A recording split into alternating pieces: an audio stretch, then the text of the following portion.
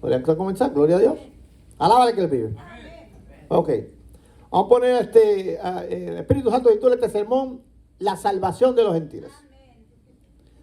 Vamos a partir de Romanos capítulo 11 a partir del 11. Abran toda su Biblia, por favor. Yo lo tengo en pie.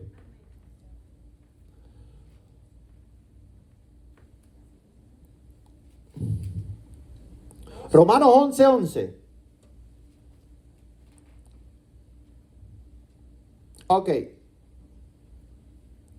Vamos a ver qué es lo que dice. Digo pues, ¿han tropezado los de Israel para que cayesen? En ninguna manera. Pero por su transgresión vino la salvación a los gentiles. Pero ojo con esto. Que no vino a los gentiles como Dios diciendo, Cristo diciendo, ah, mira qué bueno que este y lo otro. No, para provocarles a celos. A ver, cuando un hombre quiere provocar a celos a una mujer, es porque esa mujer de alguna forma le interesa. ¿Verdad? ¿Ok? Ahí los muchachos que pasan con una otra amiguita por delante de la que les gusta, porque la que les gusta, ay, mira que anda con otra. Ok. Ok. Ningún hermano que hizo eso. Ok. Gloria a Dios. Dice, digo pues, ¿han tropezado los de Israel para que cayesen? En ninguna manera. Pero por su transgresión vino la salvación a los gentiles, para provocarles a celos. Por lo tanto, cuando el Señor regrese, no viene por nosotros, viene por ellos. Porque en realidad Él vino a ellos. Ahora, por cuanto ellos tropezaron, entonces nosotros entramos para provocarles a celos, dice, y si su transgresión es la riqueza del mundo, y su defección, es decir, su extravío, la riqueza de los gentiles, cuanto más su plena restauración. Entonces, Pablo está hablando de la restauración total de una nación. Porque él está hablando de los judíos que no son creyentes. No está hablando de él, está hablando de Timoteo, que era hijo de una judía.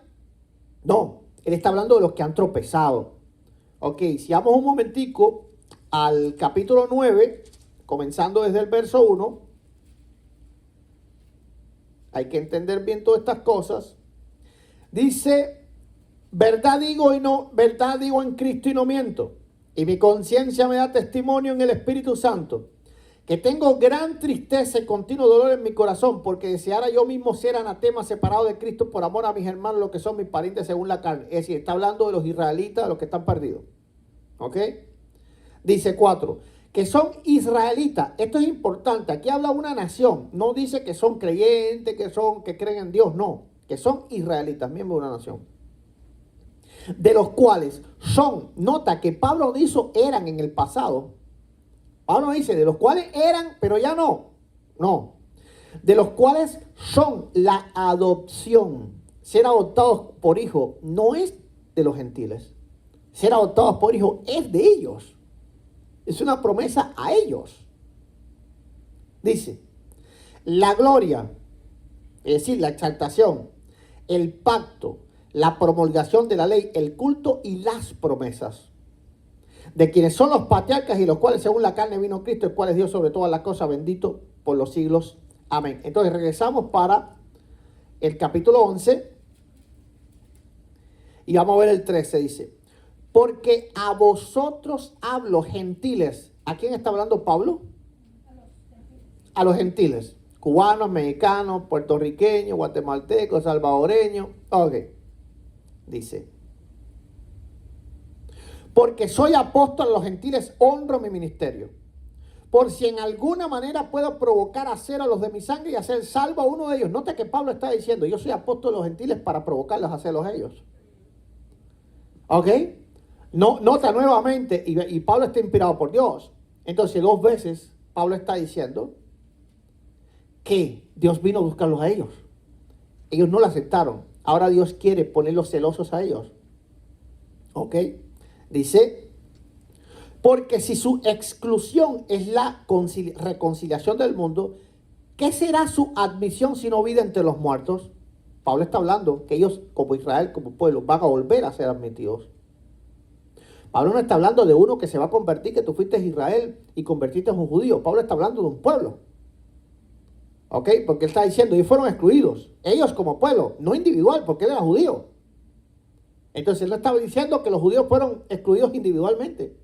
Él está diciendo que fueron excluidos como nación, porque como nación se rebelaron contra Dios.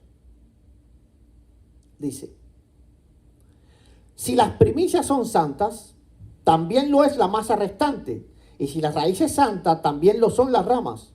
Pues si alguna de las ramas fueron desgajadas, y tú siendo olivo silvestre, dice silvestre que no te ha sembrado el Padre. Importante esto, ¿ok? Es decir, el olivo de Israel no es silvestre porque es natural, porque el Padre lo sembró. Es como ahora, no sé, el hermano David siembra ahí un jardín, planta un olivo, ok, ese lo sembró él. Pero de pronto ve que ahí en la acera de su casa está saliendo otro y sé dónde salió. Alguien comió uva y tiró ahí la semilla. Ok, entonces está diciendo, dice, ok, 17. Pues si alguna de las ramas fueron desgajadas y tú siendo olivo silvestre han sido injertado en lugar de ella y has sido hecho participante de la raíz de la rica savia del olivo, no te jactes contra las ramas. Y si te jactas contra las ramas, sabes que no sustenta toda la raíz, sino la raíz a ti. Pues las ramas, dirás, fueron desgajadas para que yo fuese injertado. 20, aquí está la clave. Bien, por su incredulidad fueron desgajadas, y tú por tu fe estás en pie. No te soberbezcas si no temes.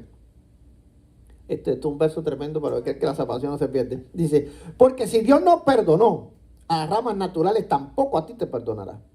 Es decir, ten cuidado, ¿verdad? Que si yo fuera arrancada, tú también puedes ser arrancado. Dice, mirad pues la bondad y la severidad de Dios. La severidad ciertamente para los que cayeron, pero la bondad para contigo si permaneces en esa bondad. Nota esto. Si permaneces en esta bondad, pues de otra manera tú también serás cortado. Dice, y aun si ellos no permanecieren en incredulidad, serán injertados, pues poderoso es Dios para volverlos a injertar. Porque si tú fuiste cortado del que por naturaleza es olivo silvestre y contra naturaleza fuiste injertado en el buen olivo, cuánto más estos que son las ramas naturales serán injertados en su propio olivo. Ok, entonces el apóstol Pablo está mirando un futuro en el cual no es este que nosotros estamos aquí, donde la iglesia es totalmente gentil y los israelitas andan por allá perdidos. El apóstol Pablo está mirando algo, y tampoco el apóstol Pablo está mirando que 3 o 4 judíos comiencen a convertirse. No. Vamos a ver cómo el apóstol Pablo ve la salvación de Israel. Porque no quiero, hermanos, que ignoréis este misterio, para que no seáis arrogantes, no tengan la teología del reemplazo. No seáis arrogantes en cuanto a vosotros mismos, que Israel ha acontecido endurecimiento en parte, para que hasta que haya en toda la plenitud de los gentiles. Y ahí es cuando ocurre el arrebatamiento. ¿Por qué razón? Cuando todos los gentiles ya entremos, todos los que vayamos a creer. Por eso hay que predicar el evangelio a todas las naciones, ¿verdad? Y entonces vendrá el fin. Cuando todos los gentiles que hayamos de creer, creímos ya, y ya Dios dijo, bien, tengo bastante, vamos a decir de esta forma. Dice, ok, hasta que ha entrado la plenitud de los gentiles y luego todo Israel será salvo. Nota, él no está hablando de que 3 o 4 judíos, de que 2, de que 15 y de que 20. Él está hablando de un pueblo entero que se va a volver a Dios. Como se volvió en los tiempos de Esdras. Ok, porque los judíos son tremendos, pero cuando ellos dicen a creer, ellos creen. Si ellos entienden que realmente Jesús es el Mesías, pues con toda seguridad son los mejores creyentes. Ok, entonces en los tiempos de Esdras, todo el pueblo se volvió a Dios. Desde el primero hasta el último se volvió a Dios. Entonces, Pablo no está viendo la salvación de los judíos como la salvación de los gentiles, que nosotros los salvamos a través de la predicación, que se salven uno en una casa, otro en la otra, y en la cuadra, el más para allá, que veo que más para allá 3 o 4 salvos. Pablo está hablando de la salvación de Israel como algo realmente multitudinario, un avivamiento de toda una nación que se vuelve a Dios, porque eso es lo que Dios quiere. Dios quiere que toda su nación se vuelva a Él. Como él dice, ¿verdad? Que Israel es la niña de sus ojos. ¿Ok? ¿Ok? Entonces dice, porque no quiero, hermanos, que ignoréis este misterio. ¿Y por qué es un misterio? Porque muy pocos lo entienden. Y es importante entender esto, de que hay una iglesia, pero también un Israel natural, que en un tiempo X determinado de la historia, ese Israel natural va a comenzar a hacer iglesia de una manera multitudinaria, un avivamiento como nunca se ha visto antes. Así como ocurrió en Nínive. Nínive profetiza a Israel. Ese pueblo que estaba completamente apartado de Dios. Pero cuando entra Jonás, y recuerda que Jonás tiene una similitud con Cristo. Porque dice que esa es una de las señales, ¿verdad? La del profeta Jonás. No solo en el sentido del pez, sino que un pueblo que era completamente contumaz y rebelde. Cuando él entra, desde el primero al último, ¿qué fue lo que pasó? Todos se convirtieron. Se arrepintieron y se volvieron a Dios. Entonces Pablo también está viendo un arrepentimiento multitudinario y masivo del pueblo de Israel. Dice, luego todo Israel será salvo. Esto es una manera categórica de hablar. Pero nosotros no podemos decir, todo México va a ser salvo, todo Cuba va a ser salvo, todo Estados Unidos va a ser salvo. Sí lo decimos, ¿verdad? Ahí México para Cristo, Cuba para Cristo, gloria a Dios. Pero Pablo sí dice proféticamente, todo Israel será salvo. Entonces, ¿qué va a hacer Israel en ese tiempo?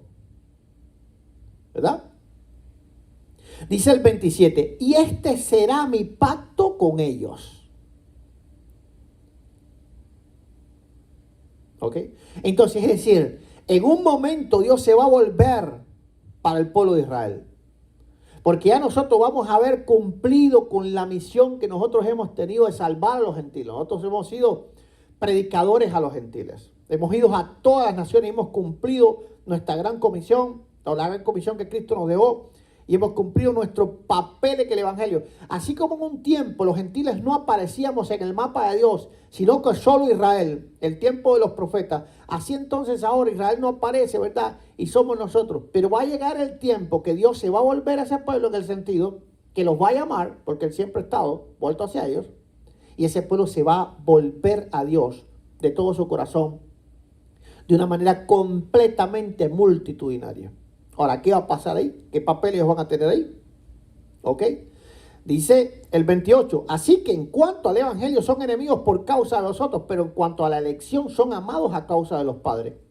Porque irrevocables son los dones y el llamamiento de Dios. Así que Israel sigue siendo llamado como pueblo, sí sigue siendo llamado como pueblo. No es que ahora Israel no sirve para nada, son impíos, que estilo otro, No funciona así.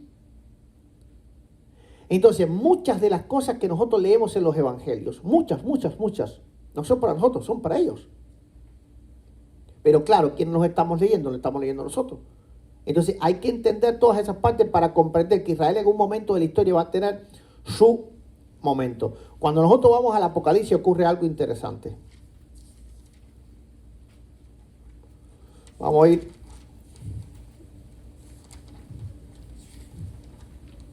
Ok. Vamos a ver algo interesantísimo que ocurre en el libro del Apocalipsis. Y eso es para que veamos la diferencia. Entonces, vamos a ir del verso del capítulo 2. Ok.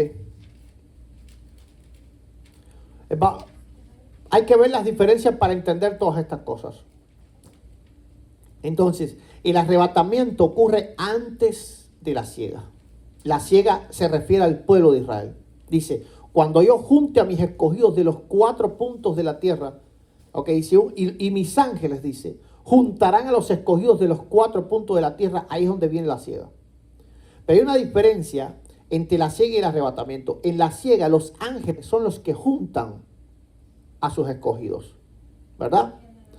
Y en el arrebatamiento dice, y el Señor mismo, con voz de trompeta, ok. Entonces, hay una diferencia. En una, ¿verdad? Son los ángeles los que lo hacen. Y en la otra es el Señor mismo el que lo hace. Entonces, en el caso del arrebatamiento es el Señor mismo el que nos llama. En el caso de la siega, ¿verdad? Como dice Mateo también, dice que Él juntará, sus ángeles juntarán a los 4 puntos de la tierra a sus escogidos. Entonces, si vamos al Apocalipsis, vamos a ver. Pues bueno, por supuesto, no estaba preparado, pues esto es algo improvisado, yo venía a predicar otra cosa, pero está bien. Ok, si vamos al capítulo 2, vamos a ver que a partir del capítulo 2, habla absolutamente de la iglesia. No menciona a Israel para nada. Recuerden, el Apocalipsis es un libro que habla a través de ¿qué? De simbologías. Así que hay que tener mucha atención en los símbolos que ahí se dan, para nosotros entender el misterio. Por eso dice Juan siempre, que el que tenga oído oiga lo que el Espíritu dice a la iglesia. Así que es difícil entender lo que él dijo. ¿Ok? Entonces, vamos a ver. Número uno que tienen que ver aquí es dónde se desarrolla el evento de los 3 primeros capítulos del libro del Apocalipsis. El evento de los 3 primeros capítulos del libro del Apocalipsis se desarrolla ¿dónde? En una región específica de la tierra. ¿Dónde? Éfeso, ¿no? En Asia Menor. Lo que hoy es Turquía. Ok, exactamente. Ok, Asia Menor, lo que hoy es Turquía. Entonces dice, bien. Ok. Vamos a ver, dice. Capítulo 2, verso 1. Escriba al ángel de la iglesia en Éfeso, el que tiene las 7 estrellas en su diestra, el que anda en medio de 7 candeleros de oro, dice esto. Así comienza a hablar a 7 iglesias que están ¿dónde? En Asia Menor. Por lo tanto, esas iglesias son ¿de qué tipo? Son iglesias gentiles. ¿Ok? Son iglesias gentiles. Estamos muy claros eso. Voy a poner esto aquí para... ¿Cómo? Ok, un momentico va a ser para marcar aquí. Ok. Entonces, seguimos viendo Pérgamo, Tiatira, Sardis, Filadelfia. Yo soy de ahí de Filadelfia. La Odisea. Ok, muchas iglesias.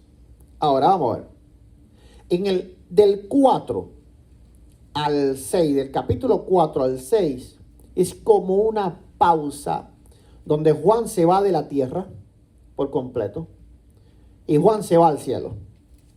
Después de esto miré y una puerta abierta en el cielo. Importante eso, ¿verdad?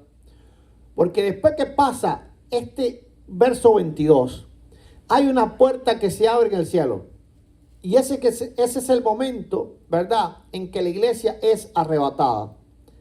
Porque dice, y la primera vez que vi como de trompeta hablando conmigo, yo, sube acá, sube acá. ¿Qué quiere decir arrebatamiento? ¿Leo o no? Ok, vamos a ver. El 22 se acaba con algo importante. El que tiene oído oiga lo que el Espíritu dice. El 21. El 22. El que tenga oído oiga lo que el Espíritu dice a las iglesias. Pongan atención a esto. Vamos a ver. Vamos a leer todos muy suavecito. El verso 1 y 2 del capítulo 4. Y ahí sí van a ver el arrebatamiento. Ok, muy suavecito, lean. Todos en voz alta. Después de esto, miré, y aquí una puerta abierta. Deténganse ahí. Deténganse ahí. Una puerta abierta. ¿Para qué una puerta abierta? Para que alguien entre. ¿Ok? Alguien va a entrar en ese momento, ¿verdad? Porque si abrió una puerta, tú no le abres la puerta a alguien, a no ser que alguien quiera entrar. Vamos a ir leyendo, suavecito. Dice. Y la primera voz que oí, como de trompeta. Ok, espérense, quédense ahí un momento. Porque el Señor mismo, con voz de mando, con trompeta de Dios, descenderá del cielo y los muertos en Cristo resucitarán primero. Ok, luego los que quedemos seremos arrebatados. Nota, esa voz de trompeta habló el apóstol Pablo de ella. En el momento que él habló del arrebatamiento. Ahora, vamos a seguir muy suavecito. Dice, y dijo, sube acá. ¿Qué fue lo que le pasó a Juan en ese momento? Es arrebatado. Juan fue tomado en ese momento. ¿Qué le dijo la voz? Sube acá. En ese momento Juan es arrebatado y en ese momento desaparece la iglesia del mensaje del Apocalipsis. Y ya no se menciona nunca más y comienza a mencionarse Israel. Pero vamos a ver que hay algo más interesante aquí. Dice, y te mostraré las cosas que sucederán después de estas. ¿Después de estas? ¿Después de qué? De la Ah, ya. Pasó algo importante ahí. Sí. Porque nota que antes no había pasado nada. Antes una reprensión a las iglesias y un mensaje a las iglesias. ¿Qué fue lo que pasó? No pasó nada en las iglesias. Simplemente Dios hablando, mira que arrepiéntete, que si no, que vende a tri. Entonces tiene que haber pasado algo, porque después ¿qué pasó? Después le mostró. De estas. Ok, entonces, pasó algo importante allí. Sí. En ese verso 1 pasa un evento importante. Ahora, Dios va a narrar o le va a revelar ahora a Juan las cosas que pasan después de ese evento que Juan es llamado. ¿Y qué es Juan? Un apóstol de la iglesia. Un apóstol es un representante de la iglesia. Así que con él en ese momento todos vamos a ser tomados. Dice, y al instante, subraya la palabra instante, porque en un abrir y cerrar de ojos,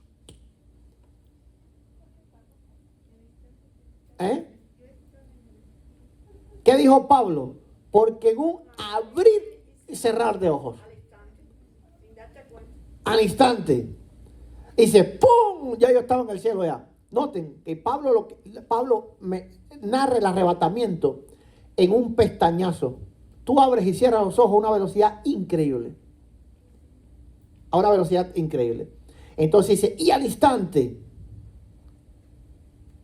yo estaba que el Espíritu, y aquí un trono delante estableció en el cielo, y en el cielo uno sentado estábamos. Es decir, ¿qué está diciendo Juan? Al momento estuvo en la presencia del Señor. Estaba delante de Dios. Al momento estaba delante de Dios. Ese es el arrebatamiento. Ahí es donde la iglesia es quitada. Nota que ahora ya no aparece más la palabra iglesia. Capítulo 5 solamente es el saltado Cristo con los rollos, todas las cosas. No habla más de nadie en la tierra, ningún creyente, nada. Los 6, ¿verdad? El 6 tampoco habla nada, simplemente habla de los jinetes del Apocalipsis, no habla nada. Pero en el capítulo 7 volvemos a los seres humanos a aparecer. No sé ya. Pero ahora cambió todo el contexto. Porque antes los creyentes, ¿de dónde eran? Asia Menor. Eran gentiles. Capítulo 4, 5 y 6 del Apocalipsis. En el capítulo 4, versos 1 y 2 ocurre el arrebatamiento. 5 y 6 estamos todos gozándonos allá arriba, viendo como el Señor, el rollo y todo, ¿verdad? Estamos todos delante de la presencia de Dios. Ahora, en el capítulo 7, Dios vuelve a centrar, mira la cámara y dice, mira el camarógrafo, para la tierra otra vez. Capítulo 7, camarógrafo para la tierra otra vez. Ahora vamos a ver de dónde son las personas. Porque ahora cambió por completo. Dice, después de esto, vi a 4 ángeles en pie sobre los ángulos de la tierra. Y los 4 ángeles buscaron a mis elegidos desde los 4 ángulos de la tierra. Note que es un paralelismo tremendo con Mateo capítulo 24 con todo, y capítulo 25 con todo lo que dijo el Señor. ¿Ves? Entonces los ángeles recogen a los escogidos, que ya no somos nosotros, de los 4 puntos de la tierra, porque los hebreos están regados por todo el mundo. ¿Ok? Dice que detenían los 4 puntos de vientos de la tierra para que no soplase viento alguno sobre la tierra, ni sobre el mar, ni sobre ningún árbol. Todo estaba en calma. Ok, por eso dijo el Señor, cuando veáis paz, vendrá entonces destrucción repentina. Porque nota que en ese momento no sopla nada. No se mueven los árboles, todo el mundo está tranquilo, todo el mundo está contento, todo el mundo se perdió, los cristianos, pero no importa, estaban locos de todas formas. Ok, nadie nos extraña. Bien. Sí. Ok, dice, para que no, dice, vi también otro ángel que subía de donde sale el sol y tenía el sello del Dios vivo, y clamó a gran voz a los 4 ángeles a quienes se le había dado el poder de hacer daño a la tierra y al mar, diciendo, no hagáis daño a la tierra, ni al mar, ni a los árboles, hasta que hayamos sellado en la frente a los siervos de nuestro Dios. Espérate. Ahora, porque si Juan está hablando de los efesios, de los esmirnianos, ¿verdad? De los tiatirianos, es decir, eran estos los sellados, ¿verdad? Es decir, eran estos los que tenían que aparecer, pero no son ellos. No son ellos los que vienen ahora. Dice, y hoy el número de los sellados, 144,000 sellados de los testigos de Jehová. No, eso no dice eso. No dice eso. Que yo dice que hablaba de ellos los 144,000. Eso no dice nada de eso, dice eso. Ok, dice 144,000 sellados. ¿De dónde? De las tribus de los hijos de Israel. Entonces, miren cómo el escenario geográfico cambió. La pregunta es, ¿por qué? ¿Por qué? Si de pronto Cristo está revelando a través de su ángel un mensaje en una región completamente gentil. De momento, e importante, hay que saber un poco de historia. Cuando Juan escribió el libro del Apocalipsis, casi ya no existían judíos en Asia Menor porque la persecución ya habían destruido 2 veces Jerusalén, los romanos, Tito en el año 70 y después años más tarde, y la persecución contra los judíos fue tan voraz. Entonces, esas iglesias de Asia Menor eran enteras y completamente gentiles. Pero ahora de pronto el Espíritu Santo le vuelve la mirada a Juan y ya Juan no está mirando para un territorio gentil. Ahora Juan está mirando para Israel. Ahora ya Dios no está mirando para la iglesia gentil. Ahora Dios está mirando para Israel. ¿Por qué? Porque la iglesia gentil ya estamos en un mejor lugar. Claro, nosotros ya estamos seguros. Gloria a Dios. Nosotros ya estamos seguros. Estos no estaban sellados y tenían que ser sellados. Entonces vimos, importante esto, ¿verdad? Vemos estos 144,000, cada uno 12,000 de cada tribu. ¿Ok? Ahora, en el verso 9 esto se pone interesante. Porque hay uno que dice, mira, ahí está la iglesia. No, vamos a ver que esta iglesia es algo muy peculiar. Dice, después de esto miré, he aquí una gran multitud la cual nadie podía contar, de todas naciones, tribus, pueblos y lenguas, que estaban delante del trono y en la presencia del Cordero, vestido de ropas blancas y con palmas en la mano, y clamaban a ambos diciendo, la salvación pertenece a nuestro Dios que está sentado en el trono y al Cordero. Y todos los ángeles, y es importante, en el verso 9 comienza, y después de esto, ok, entonces hay un orden cronológico aquí, es importante esto, ¿verdad? Y después de esto, Juan le están dando la película. Mira la película, Juan, ¿cómo es? Ok.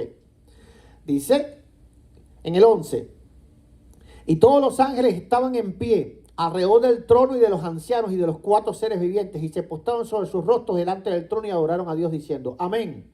La bendición, la gloria, el poder, la acción de gracias y la honra y el poder, la fortaleza sean a nuestro Dios por los siglos de los siglos. Amén.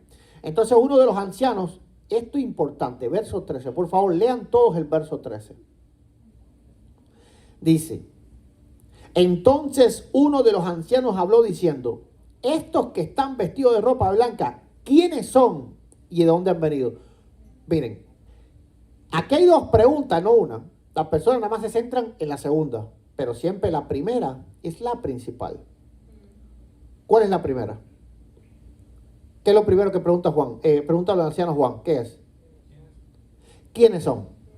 Ahora, ¿cómo quiénes son? Si Juan es un apóstol de la iglesia, Juan tiene que conocerlos a ellos, no conocerlos personalmente. Es decir, el anciano le está diciendo quiénes son, como ese es Pedro y aquel Juanito y mira Fermín por allá. No. ¿Quién es este grupo de personas? ¿Por qué le pregunta eso? No puede ser la iglesia que nosotros conocemos hoy. Porque la iglesia que nosotros conocemos hoy, Juan la conocía muy bien. No tiene sentido que le preguntes a un apóstol quiénes son esos, si esos son la iglesia que él conoce. ¿Entendieron eso bien? Punto. Ese punto está muy importante. Ahora vamos a ver quiénes son, dice. Ok, vamos a ver. Dice, yo dije, Señor, tú lo sabes. Verso 14. Yo le dije, Señor, tú lo sabes. Es decir, Juan no los conocía. ¿Por qué Juan no los conocía? Ahí hay una señal. Ahí hay un símbolo. Ahora, vamos a ver cuando Juan sí conoce a las personas en el cielo. Vamos a ver que Juan sí sabe quién es la iglesia en el cielo, pero no conoce esa multitud. ¿Por qué? Porque no es que no sean de la iglesia, sino que Dios está diciéndole que esta multitud viene después, porque viene a través de la predicación de estos 144,000. Es decir, cuando el pueblo de Israel se volque a predicar, entonces muchos de las naciones, porque está profetizado en el Antiguo Testamento, que el gentil se iba a agarrar de los flecos del judío, iba a decir, Dios está contigo. Entonces, eso no ocurrió nunca, porque de hecho los judíos nunca le han predicado a los gentiles. Entonces tienen que cumplir en un momento todas las profecías del Antiguo Testamento que tienen que cumplir. Un día, yo creo que si puedo el domingo que viene, voy a traer un estudio completo de las profecías que aún tienen que cumplirse del pueblo de Israel y que no se han cumplido. Los gentiles se van a agarrar del judío y le van a decir, Dios está contigo. Eso no ocurrió nunca. Esto va a ocurrir. ¿Cuándo va a ocurrir? En este momento. Ahora, ¿por qué Juan no conoce a estos? Y alguien dirá, bueno, porque no va a conocer. Juan no conoce a todo el mundo, un montón de gente ahí. Es decir, va a decir, bueno, ¿quiénes son esas? Vamos a ver si Juan no conocía a la iglesia dentro en el cielo. Sí la conocía. Vamos a ir nada más que al capítulo anterior, el 6.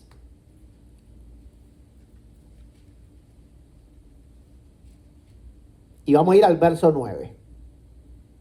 Ok. Apocalipsis capítulo 6, verso 9. Dice, cuando abrió el quinto sello, vi bajo el altar las almas de los que habían sido muertos por causa de la palabra de Dios y por el testimonio que tenían. ¿Cómo sabía quién eran ellos?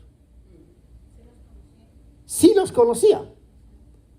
Y no es que conocía a Isaías y al otro y al otro. Es decir, él sabía por la revelación de Dios que esos que estaban ahí eran sus hermanos, era la iglesia que él conocía. Dice, vi bajo el altar los que habían sido muertos por causa de la palabra de Dios y por el testimonio que tenían, y clamaban a gran voz diciendo, ¿hasta cuándo, Señor santo y verdadero, nos juzgas y venga nuestras sangres en los que moran en la tierra? Y se les dieron vestiduras blancas y se les dio que descansasen por un poco de tiempo hasta que se completara el número de sus consiervos, sus hermanos que habían de ser muertos como ellos. Es decir, había un número que iba a venir después. ¿Y cuál es ese número que iba a venir después? Capítulo 7. Los que iban a morir en la gran tribulación. Noten que en capítulo 6 Juan conoce a las personas. En el capítulo 7 Juan no conoce a las personas. Gloria a Dios. Ok, Juan no conoce a las personas. Entonces, ¿por qué es eso? Ahí hay una señal. Ahí nos está diciendo claramente que estos que van a venir después tienen una diferencia con estos que van a morir antes. Porque cuando Juan estaba aquí, los judíos no se querían volver a la palabra de Dios, no querían reconocer. Estos que están en el capítulo 6 es la iglesia que somos nosotros ahora. Y nosotros cuando morimos, ¿qué hacemos? Descansar abajo del altar. Ahí está. Cuando morimos, ¿qué nosotros hacemos? Nosotros tenemos que esperar. Sí. ¿Verdad? Porque dicen, ¿hasta cuándo, Señor? ¿Hasta cuándo? Ok, entonces nosotros queremos la resurrección. Llevan cristianos muertos hace 2000 años. Claro, en el cielo también son 2 días, pero parece que 2 días incomoda ahí porque ellos estaban ya incómodos. Ok, entonces, ¿entendieron eso? Eso es bien importante. ¿Ok? Entonces, hay 2 grupos de personas. Unos que tienen que esperar un tiempo. Y somos todos nosotros los que vamos a morir a lo largo de toda la historia del cristianismo. Los que murieron en los primeros siglos. Recuerda que Juan estaba viendo las cosas hasta el final de los tiempos. Pero luego llegan otros. Y estos otros no llegan sino después de los 144,000. Curiosamente, ¿por qué Dios los pone después de los 144,000? Si anterior está hablando de una multitud que está muerta. Noten, Capítulo 6 está hablando de una multitud que está muerta. Están debajo del altar.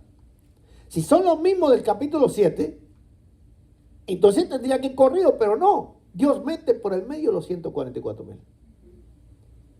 Entonces, estos que vienen después, ¿quiénes son? Israel. Los que Israel le predicó. Por eso es que los dos testigos atormentaban a las personas en toda la tierra. Si te vas para el capítulo 11, vas a ver que estos dos testigos, dice, mira como todo es judío ahora, mira. Capítulo 7, 144,000. La multitud de tierra blanca está en el cielo, solo hicieron aquí en la tierra. Ok, salieron nada más y se fueron, los mataron. Ok. Pero 144,000 van por donde quieran. Ok. Viene 9, 10, eso es puro juicio. Ahora que el 11 aparecen nuevamente los testigos. Y esos testigos tienen que ver con Israel, dice. Entonces me fue dada una caña semejante a la vara de medir y me dijo, levántate y mira el templo de Dios. El templo de Dios, ¿dónde queda? Israel. Ok, entonces nota que ya ahora Juan está volcado en un contexto israelita. Atención a esto, porque cuando Juan escribe el Apocalipsis ya el templo había sido destruido. 30 años antes. ¿Ok? Así que le está hablando de la reconstrucción del templo en Israel. Es decir, el templo que profetiza Ezequiel. Dice, entonces me fue dada una caña de medir y una vara de medir. Se me dijo, levántate y mide el templo de Dios y el altar y los que adoran en él. Pero el patio que estaba fuera del templo, es decir, habían personas adorando ahí. Entonces, nota que el contexto es completamente israelita, completamente judío. Sí, que ellos adoran en el muro. No, ya estaba construido el templo. Sí, yo sé, pero que ellos están... Es decir, entonces es un contexto completamente israelita y completamente judío. Dice, pero el patio que está fuera del templo, dejarlo aparte y no lo midas, porque ha sido entregado a los gentiles y ellos hollarán la ciudad santa 42 meses. Y daré a mis dos testigos que profeticen por 1260 días vestidos de cilicios.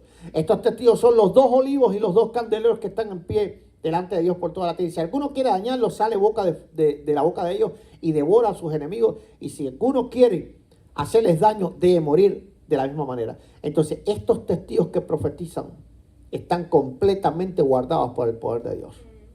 No es como el apóstol Pablo, que le cortaron la cabeza, no es como yo, que si quieren me la cortan. Aquellos dos testigos, estamos hablando, no sé, es decir, Elías, ¿me entienden? Estamos hablando, es decir, algo más elevado todavía. Le voy a lo último. Pero dice que los matan. Claro. Después ellos los vuelven a resucitar. Exactamente, ok. Le dice, suben acá y también se los llevan. Ok, dice, vamos a ver. Hay prueba en la Biblia que los 144,000 son los que predican el Evangelio. En ese tiempo sí la hay. Vamos a ir al capítulo 14. ¿14 de cuál? Apocalipsis, capítulo 14. El 14. Después de esto miré y aquí el Cordero estaba en pie sobre el monte de Sión y con él 144,000 que tenían el nombre de él y de su padre escrito en la frente. Sigue habiendo un contexto israelita por completo. Noten que después del capítulo 3, al final del capítulo 3, la iglesia no se menciona más. Y ahora es todo Israel. ¿Ok? Dice, y oí una voz del cielo como estruendo de muchas aguas y como sonido de un gran trueno, y la voz que decía, que oía era como de arpistas que tocaban sus arpas. Y cantaban un cántico nuevo delante del trono y delante de los 4 seres vivientes y de los ancianos, y nadie podía aprender el cántico sino aquellos 144,000 que fueron redimidos de lo dentro de la tierra. Estos son los que no se contaminaron con mujeres, pues son vírgenes. Estos son los que siguen al Cordero de Dios por donde quiera que va. Estos son redimidos entre los hombres como primicias para Dios y para el Cordero. Ellos son la siega. Ellos son la siega buena. ¿Por qué? Porque ellos son las primicias de la siega. La primicia es el primer fruto que se recoge. Entonces, el primer fruto de la siega del pueblo de Israel. Es decir, son estos 144, me dice. Y en su boca no fue hallada mentira, pues son sin mancha delante del trono de Dios. Ahora, ¿dónde está la prueba de que ellos son los que predican? Verso 6. Primeramente tengo que explicarte algo. En el libro del Apocalipsis, muchas veces los ángeles son mencionados como La iglesia. Como la iglesia. Y los ministros. Ahí está en Efesios. Escribe al ángel de la iglesia de Éfeso, escribe al ángel de la iglesia de Teatira, aquí va al ángel de la iglesia de Odisea. Entonces, los ángeles significan los ministros. ¿Ok? Entonces, vamos a ver el verso 6, dice.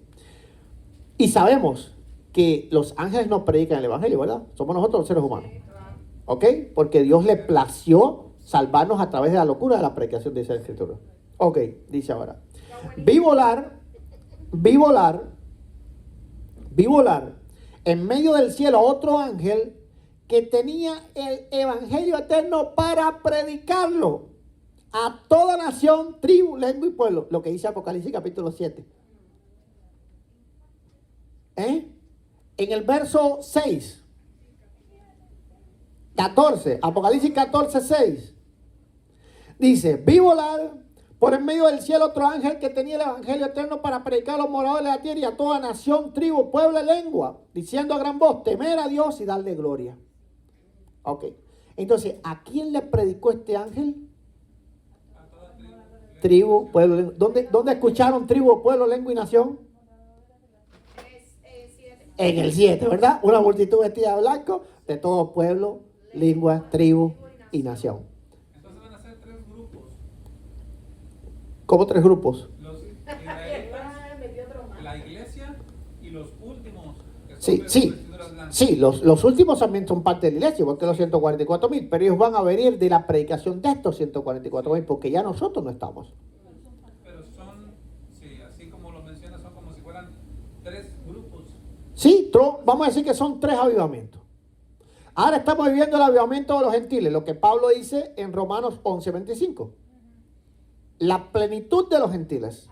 Eso es avivamiento. Plenitud es avivamiento. Cuando pase la plenitud de los gentiles y todos los gentiles que vayamos a ser salvos, vamos a ser salvos, entonces ¿qué va a venir? El avivamiento del pueblo de Israel. Romanos 11:26.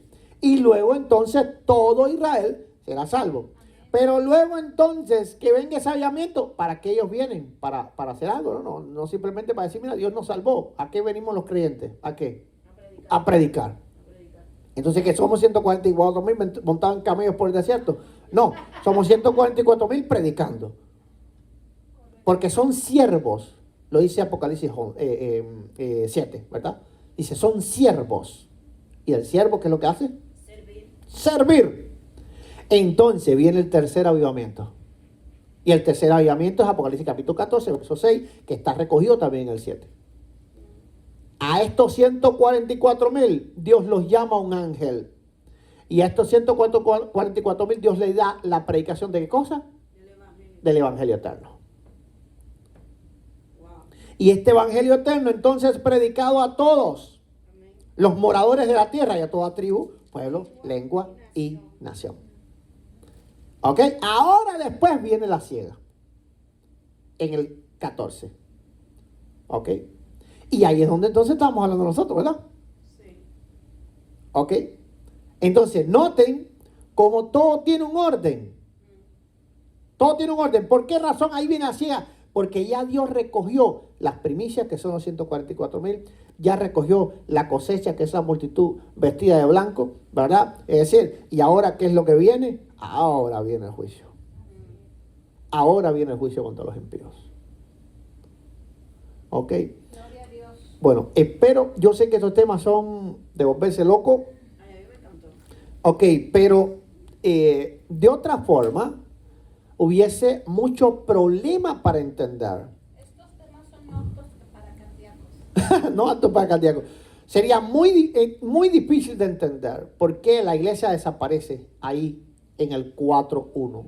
Dice, y de pronto y al instante, ¡piu! Estaba yo en la presencia de Dios. Dice, sube acá. Sí. En ese momento la iglesia es levantada. Y ya, tú puedes revisar el Apocalipsis. Dios nunca más habla de la iglesia en todo el Apocalipsis. ¿Por qué no habla de la iglesia en el Apocalipsis? Porque ya no está. Porque ya no está. No puede hablar de lo que no está. Exactamente, claro, no está en el sentido, vamos a decir que dispensacional, porque sí está, porque los 144,000 y la multitud de vestidos de blanco también pertenece a la iglesia. Pero Dios está hablando en un sentido dispensacional, está midiendo los tiempos, está profetizando qué es lo que va a pasar en cada periodo de tiempo. Ok, entonces, ¿comprendieron? Amén. Amén. Amén. ¿Eh? Gloria a Dios. ¿Alguna duda, hermano?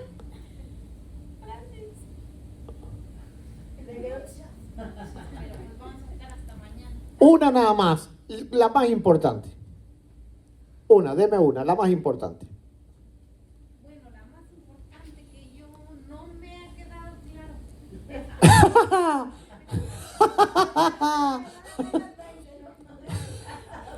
Es que, bueno, desde el principio, que la iglesia dice, la palabra es la semilla que se siembra, ¿verdad? Se siembra, Sí. que es en la iglesia, lo que se le predica, ¿verdad? Se siembra la semilla. Sí. Y de ahí crece. Sí. Bueno, entonces, yo entiendo la ciega, pues si me sigues sonando que es a la iglesia, porque en la iglesia dice que habemos trigo y cizaña, ¿verdad? Entonces se va a separar. Ok, a ver, ¿qué pasaje específicamente tú estás leyendo 14 mismo que te digo. para entender eso? Pues primero tengo que saber, para poder entender, tengo que saber de dónde te basas. En Mateo 12. O sea que sí va a faltar como quiera de la iglesia el Señor, a los que son. Y luego, bueno, esa me lo complementaba Apocalipsis, por eso le dije el de Apocalipsis. Ok. Mateo.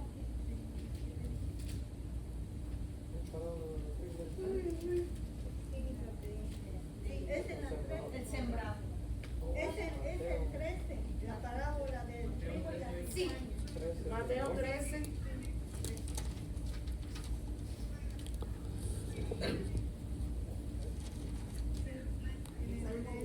Ok, sí, pero ¿qué tiene que ver esto? Porque el trigo y la cizaña simplemente está hablando de que en la iglesia hay trigo y hay cizaña, pero no está hablando como tal de una siega. Es decir, vamos a decir, ok, a ver, la cizaña no es en la iglesia, la cizaña es en el mundo. Ok, a ver, ¿qué texto es específicamente?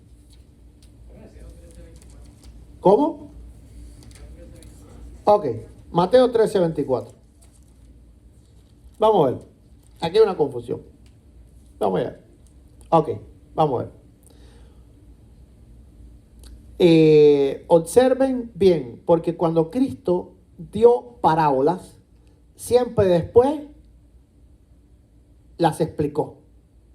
Si tú lees la parábola y no lees su explicación, te quedaste fundido. Ok, porque ni los apóstoles entendieron. Dice. Vamos allá, vamos a empezar al principio. Dice, le refirió otra parábola diciendo, el reino de los cielos es semejante a un hombre que sembró buena semilla en su campo. Ok, pongamos eso, atención a esto, esta no es la palabra. Ok, porque esto no es un reino que sembramos nosotros, aquí es el primer problema. Ok, la parábola del sembrador es otra cosa. Ok, una cosa es la parábola del sembrador y otra cosa es esta parábola. En la parábola del sembrador solamente se siembra la palabra, ok, tú vas y le predicas a fulano, mengano, ciclanejo, y tal vez uno cree y el otro no. Pero aquí está hablando de otra cosa. Aquí el que siembra no es el hombre. Aquí el que siembra es Dios. Dice, le refirió una palabra diciendo, el reino de los cielos es semejante a un hombre que sembró buena semilla en su campo. Pero mientras dormían los hombres, vino su enemigo y sembró cizaña entre el trigo y se fue. Y cuando salió la hierba y dio fruto, entonces apareció también la cizaña. Vinieron entonces los siervos del Padre. Aquí no está hablando de la iglesia, aquí está hablando de Israel. Te voy a explicar rapidísimo. Ok, vamos a ver. Ok, verso 26. Y cuando salió la hierba y dio fruto, entonces apareció también la cizaña. Ok, vamos a ver primero. ¿Qué es lo que dice el verso 27? Vinieron entonces los siervos del padre de familia y dijeron, Señor, nos sembraste buena semilla en tu campo, de donde pues tienes la cizaña. ¿Quiénes son esos siervos del Señor? Los profetas. Ok, es decir, los profetas. Los profetas dijeron, ¿y este pueblo qué cosa es? Ok, es decir, ¿por qué razón? Porque el pueblo estaba lleno de cizaña. Ok, él les dijo, un enemigo ha hecho esto. Los siervos le dijeron, ¿quieres pues que vayamos y la arranquemos? Él le dijo, no sea que al arrancar la cizaña arranque también hoy el trigo. Dejad crecer ok, dejar crecer, dice, juntamente uno y lo otro hasta la siega. Y al tiempo de la siega, yo diría a los segadores, recoger primero la cizaña y atarle en manojo. Nota que la cizaña se recoge primero. En el Apocalipsis 14 es diferente, ok, porque la que se recoge segunda es el juicio. Entonces no tiene, es decir, literalmente no tiene nada que ver con esto. Pero dice, recoger primero la cizaña y atarle en manojo para quemarla. Pero recoger el trigo en mi granero. No te puede estar hablando del arrebatamiento, porque el arrebatamiento primero se recogería el trigo. ¿Ok? Y se daría la cizaña para el juicio. Pero aquí dice lo contrario. Es decir, aquí dice que primero se recoge la cizaña. ¿Ok? ¿Y dónde se recoge la cizaña? A través de toda la historia y de la vida. ¿Verdad? ¿Por qué razón? Porque cuando vienen las pruebas, y vienen las pruebas, y vienen las pruebas, y todo lo que ha pasado. Por ejemplo, en el siglo I, mucha cizaña se recogió. Cuando el pueblo de Israel niega a Cristo, todos ellos fueron arrancados. Por eso dice Pablo que fueron ¿qué? ¿Qué le pasó a la cizaña? Desgajada. Toda la jerarquía de Israel que fue arrancada. Todo el sacerdocio levítico que fue arrancado. Entonces, ¿qué es lo que estaba ocurriendo? La cizaña estaba siendo quitada. ¿Comprendieron ahora? Pero ahora importante, vamos a ir a cuando Jesús la interpreta. Siempre, cada vez que lean una cizaña, una parábola, la cizaña no la lean, por favor. Ok. Cuando vean una parábola, nunca se queden allí. Unos textos más para allá, el Señor la explica. Vamos a ver. A partir del 36.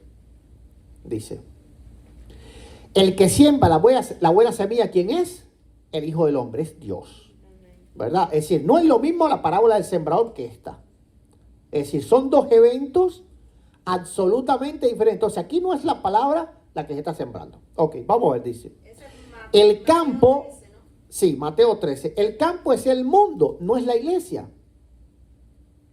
Dice, el campo es el mundo. Ok, es decir, no es la iglesia, por eso dije al principio, no. Dice, el campo es el mundo, no es la iglesia. Dice, en el mundo, dice, el campo es el mundo de la iglesia. La buena semilla son los hijos del reino. Dios nos pone a nosotros en este mundo, ¿verdad? Ok, son los hijos del reino. En este caso Israel, por supuesto. Dice, el enemigo que la sembró es el diablo. La siega es el fin del siglo. No es como tal el arrebatamiento, es el fin del mundo. Ok, ¿dónde entonces van a ser juzgados los hombres? El fin del siglo. Y los segadores son los ángeles.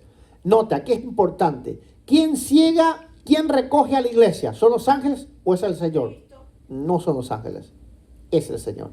Dice Pablo, porque el Señor mismo, con voz de arcángel y con trompeta de Dios, descenderá del cielo, y los muertos en Cristo resucitarán primero, y luego nosotros, los que hayamos quedado, seremos arrebatados juntamente con ellos.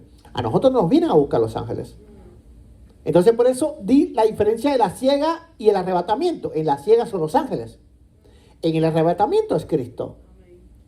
Son dos cosas que parecen lo mismo, pero no lo mismo. Dice, dice el enemigo del cielo, y dice 40. De manera que como se arranca la cizaña y se quema en el fuego, así será el fin de este siglo, cuando venga la ira de Dios. Entonces, la ira de Dios, ahí es donde dice, enviará al Hijo del Hombre a sus ángeles y recogerán de su reino a todos los que sirven de tropiezo y a los que hacen iniquidad. ¿Qué está hablando? Del juicio de Dios. Ok, y los echarán en el horno, allí será el lloro y el crujir de dientes. Lago de la muerte eterna, al final del tiempo. Ok, dice, entonces los justos resplandecerán, porque cuando los impíos ya no estén. Ok, por eso primero hay que quitar lo malo del mundo, porque si no, entonces nosotros no podemos resplandecer. Entonces los justos resplandecerán como el sol en el reino de su Padre. El que tiene oídos para oír, oiga. Ok, entonces, ¿ahora sí comprendieron ese punto? Ok, gloria a Dios. Bueno, para mí es un placer. Entonces, ok.